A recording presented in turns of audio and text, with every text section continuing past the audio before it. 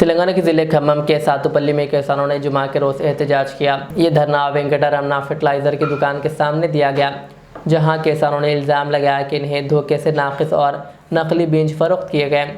किसानों के मुताबिक धान की काश्त के लिए ख़रीदे गए बीज ख़राब निकले, जिससे तकरीबन 500 एकड़ ज़मीन की फसल मुतासर हुई। इस सूरत हाल पर किसान शदीद परेशान है।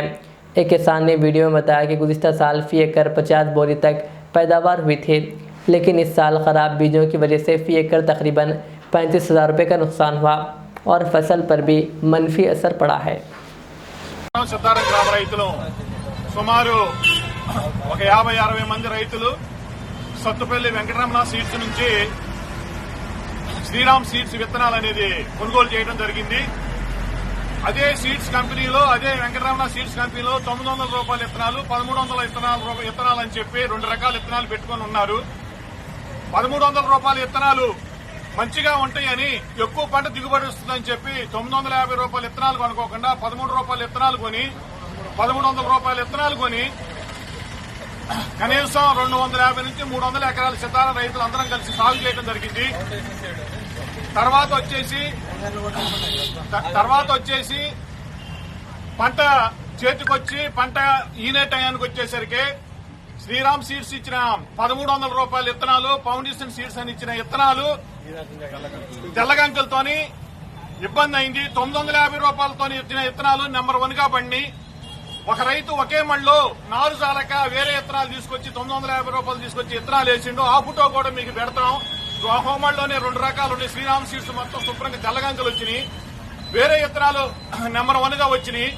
అది కనీసం 40 నుంచి 45 బత్తాలు అవుతాయి, 10 నుంచి 15 బత్తాలు కూడా అయ్యే పరిస్థితి లేదు. మేము ఎకరానికి వచ్చేసి ఇప్పుడు వరకు 35,000 రూపాయలు పెట్టుబడి పెట్టాం.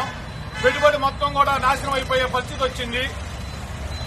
మాకు మీ ద్వారాగా గవర్నమెంట్ ద్వారాగా జేడీ గారి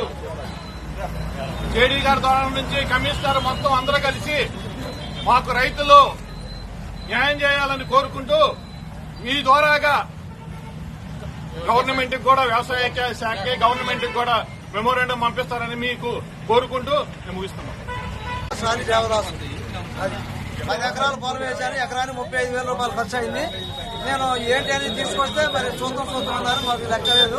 నేను గట్టిగా అడిగితే నీ శాఖ చేసుకోమంటే అప్పుడే చెప్పాను. నేను కేసు పెట్టి లోన్ అయిపోతాం, మేము పేపర్ స్టేట్ పోతాం, పేపర్కి ఇస్తాం, మీ సంగతి ఏదో చూస్తాం మాట్లాడినా కూడా మీ శాఖ చేసుకోమంట ప్రసాద్ అన్న ఆయన.